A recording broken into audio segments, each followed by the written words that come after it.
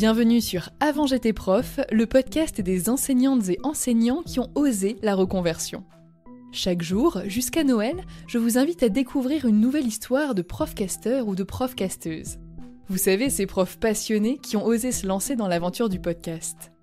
Inspirants, créatifs et souvent surprenants, leurs récits montrent que nos compétences de prof brillent bien au-delà de la salle de classe.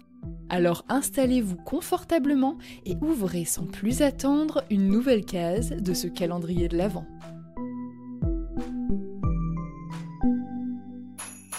C'est l'heure d'ouvrir une nouvelle case.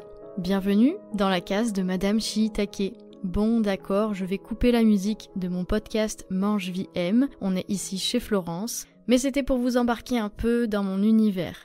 Je ne sais pas vous, mais c'est toujours la musique de générique qui me fait rentrer dans un podcast, dans une ambiance. Alors bonjour à toutes et à tous, anciens collègues professeurs ou pas. Je m'appelle Laura et avant j'étais prof.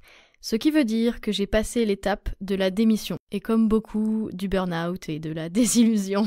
Alors aujourd'hui pourtant, on m'appelle toujours Madame, ce qui vous fait comprendre que je n'étais pas professeur des écoles, mais prof dans le secondaire. Je suis passée de Madame la professeure d'histoire-géographie à Madame Shiitake, mon nom sur les réseaux sociaux, et surtout mon nom de blogueuse. Car aujourd'hui, c'est ça mon nouveau métier, blogueuse, mais pas que, je vais y venir. Alors non, je n'ai pas choisi ce métier car j'étais nostalgique de la période Skyblog, je ne tiens pas ce genre de blog intime, je tiens un blog où je transmets ce que j'ai à transmettre. J'écris des articles qui se référencent sur Google grâce au référencement naturel. Ça, c'est le nouveau métier de Florence, sauf qu'au lieu d'écrire pour les autres, j'écris pour moi. Mais j'écris quand même de temps en temps pour les autres aussi, et vous avez peut-être eu l'occasion de me lire si vous avez fait un tour sur le blog de Florence, du même nom de son podcast avantj'étaisprof.com.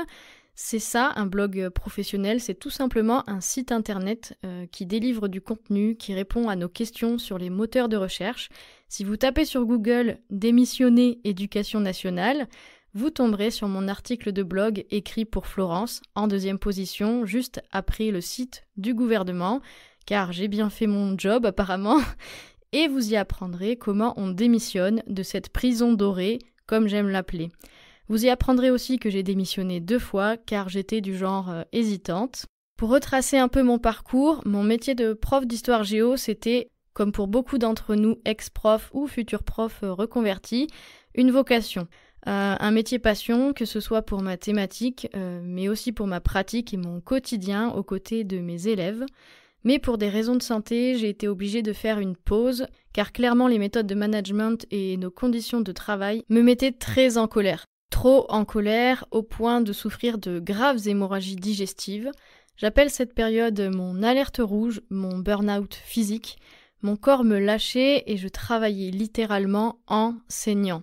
Pour éviter qu'on m'enlève 10 cm d'intestin, et je ne rigole pas, c'est ce que les chirurgiens ont fini par me proposer, je n'ai eu d'autre choix que de demander une disponibilité pour prendre soin de moi.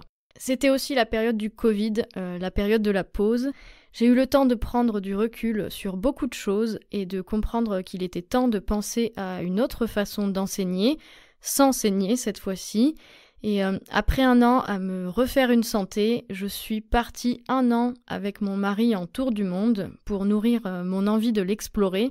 Enseigner la géographie aux élèves, c'était bien. Le vivre sur le terrain, c'était beaucoup mieux. J'ai ouvert un blog voyage, mes premiers pas dans le blogging. J'ai résolu la grande partie de mes problèmes de santé en premier grâce à un changement d'alimentation. En deuxième, grâce à mon changement de vie et surtout à mon nouveau regard sur la vie, j'ai ouvert un 2e blog, le site madameshiitake.com et un compte Instagram du même nom. J'ai commencé à y partager mon expérience sur le sujet de l'alimentation anti-inflammatoire, mon parcours autour de l'endométriose, la rémission de mes hémorragies digestives et mes problématiques de syndrome d'intestin irritable. Vous l'aurez compris, j'étais très irritée et j'étais devenue intolérante à l'éducation nationale, en plus du gluten, des produits laitiers. Mais même en dispo, j'avais toujours cette casquette de prof dans un coin. Et j'avais cette profonde envie d'être libre de m'exprimer sur tous les sujets, sans avoir la crainte du devoir de réserve. Je voulais pouvoir parler de tout et m'autoriser à m'exposer publiquement. Pour ça, je ne voyais d'autre choix que la démission. Et pour exprimer ce que j'avais à transmettre, je ne voyais que le projet de blog et aujourd'hui de podcast. Car ma première erreur a été au départ de penser ma reconversion en misant uniquement sur les réseaux sociaux. C'est pour moi l'objet brillant après lequel on court, la course aux followers, la course aux likes, à la comparaison. Malheureusement, j'ai perdu à ce premier jeu en voyant mon compte Instagram se fermer en 2022 pour raison arbitraire de l'algorithme. J'avais un trop fort engagement sur mes posts, alors Instagram a jugé que mon compte devait être géré par un robot. C'est en réalité l'inverse qui se passait, c'est un robot qui jugeait que j'en étais un. Ça a été la goutte de trop, j'ai boudé les réseaux sociaux pendant 1 an et je me suis concentrée à 100% sur mon projet de blog, le seul endroit qui m'appartienne vraiment. Mon nouveau chez-moi professionnel, et je m'y suis sentie vachement bien, on peut y écrire quand on veut, ce qu'on veut, de la manière qu'on veut. J'ai réalisé que les réseaux sociaux pouvaient être la nouvelle prison dorée et j'avais déjà donné avec ça. Puis le temps a passé, j'ai réouvert un nouveau compte Instagram avec un nouvel état d'esprit. Ce n'est pas ici que je trouverai mes clients, c'est ici que je partagerai avec eux. Ça m'a enlevé le poids de la course au poste et j'y partage aujourd'hui uniquement quand j'en ai envie. Je voulais aller plus loin et faire des vidéos pour nouer un peu plus le contact avec mon audience, mais le problème, je n'assumais toujours pas le fait de m'exposer publiquement. C'est bien plus facile de transmettre mes messages par écrit sur un blog qu'en vidéo. Alors j'ai trouvé l'entre-deux avec le format du podcast. Aujourd'hui, ça va faire 1 an que j'ai créé le podcast Mange, Vie, Aime. Alors pourquoi ce nom et pourquoi avoir écrit vie avec une faute d'orthographe en ne le conjuguant pas mais en écrivant volontairement vie, V-I-E. Car Mange, Vie, Aime, c'est le podcast qui remet la vie, V-I-E, au centre. Comment, grâce à ma méthode bien dans son assiette, bien dans sa tête, une méthode de nutrition holistique, de nutrition bien-être, qui vous apprend à vous nourrir à la fois le corps et l'esprit. Dans Mange Vie Aime, j'aborde les sujets de nutrition, d'alimentation anti-inflammatoire, d'alimentation vivante, celle qui vous nourrit vraiment, vous apporte l'énergie dont vous avez besoin pour vous sentir pleinement vivant, mais j'aborde aussi des notions essentielles de bien-être, comme le sujet de l'amour de soi, de quête de sens, de respect du monde vivant, pour, j'espère, retrouver une vie qui nous plaise, que l'on aime vraiment. Ce podcast, c'est ce qui me manquait dans mon travail de blogueuse, c'est l'échange avec les autres. Via le podcast, je peux plus facilement rentrer en lien avec mon audience, mais aussi avec les collègues, blogueurs, blogueuses, podcasteurs, podcasteuses. Cette année, j'ai mixé les épisodes de podcast et j'ai autant d'épisodes en solo que d'interviews, en plus d'une mini-série d'épisodes sur la détox que j'ai faite au printemps. En faisant le podcast, j'ai retrouvé les sensations que j'appréciais quand j'étais prof, à savoir parler. Construire un épisode, c'est comme construire une séance, on a un but, un objectif, un message à faire passer. Les épisodes solo, je les vois un peu comme les cours magistraux et les épisodes d'interview comme les séances collectives. Et en fait, j'aime beaucoup les 2 exercices. Cette année de podcasteuse, j'ai vraiment réalisé à quel point mon expérience de prof était un soutien grâce à ma capacité à explorer un sujet, à capter l'attention en mettant en lumière le parcours intéressant de mes invités, en étant à l'aise derrière le micro, à l'aise avec le côté spontané des interviews, en étant capable de faire face aux gros imprévus, et il y en a eu, comme une connexion qui lâche en plein épisode, ou comme monter une piste où le micro n'était pas bien paramétré, ou devoir sortir un épisode sur le gong en dernière minute, car on ne peut pas refuser une opportunité et dire non à un projet qui nous botte vraiment. Et ce projet de blog et de podcast me stimule intellectuellement, nourrit ma curiosité et m'a permis de reconstruire la confiance en moi que l'éducation nationale m'avait fait perdre peu à peu. Grâce à ces canaux de communication, aujourd'hui je me sens de nouveau capitaine de mon navire, pleinement Madame Shiitake. Quid de l'avenir ? Le blog et le podcast sont mes moyens de faire connaître mes services et en 2025, mes formations et mes programmes d'accompagnement. C'est là que ma carrière de prof sera la plus utile, je pense, et je suis vraiment sereine de savoir que ce sont essentiellement le blog et le podcast qui m'aident à me faire connaître.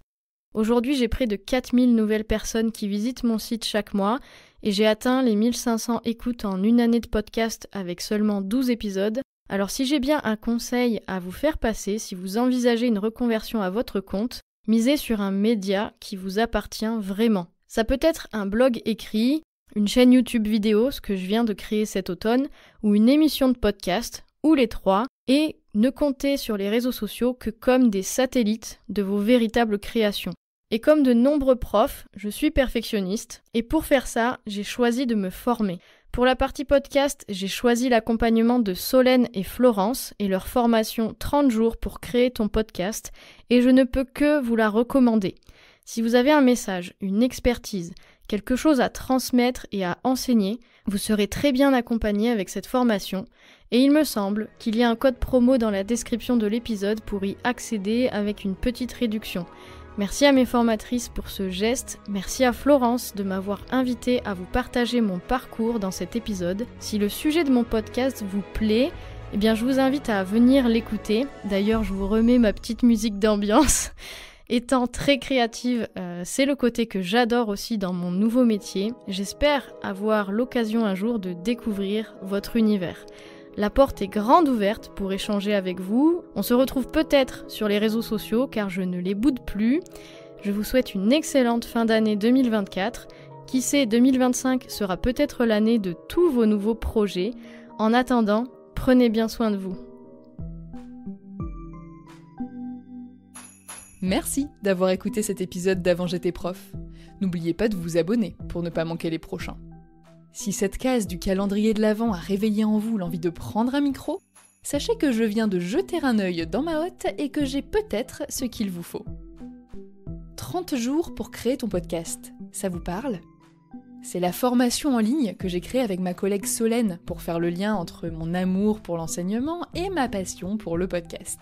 On y a déjà formé une 20aine d'élèves et la majeure partie d'entre eux sont ou ont été profs. On y propose 30 leçons, 30 exercices, des tutos, des templates et une communauté privée pour vous aider à avancer pas à pas dans la création de votre émission. Thématiques, formats, identité sonore et visuelle, matériel et logiciel, enregistrement, hébergement, diffusion, statistiques ou encore communication, tout cela n'aura bientôt plus de secret pour vous. Pour en savoir plus, rendez-vous sur le site formationpodcast.podia.com et comme c'est bientôt Noël, j'ai glissé une petite surprise dans la description de cet épisode. Chaque prof invité dans ce calendrier possède un code promo que vous pouvez utiliser. Ainsi, vous bénéficiez de 10% de réduction sur l'intégralité du programme tout en soutenant un profcasteur ou une profcasteuse. L'accès au programme est illimité, mais le code promo, lui, disparaîtra à peu près en même temps que vos bonnes résolutions, c'est-à-dire au 31 janvier. En attendant, prenez soin de vous, profitez des fêtes et rendez-vous demain matin pour ouvrir une nouvelle case de votre calendrier de l'Avent.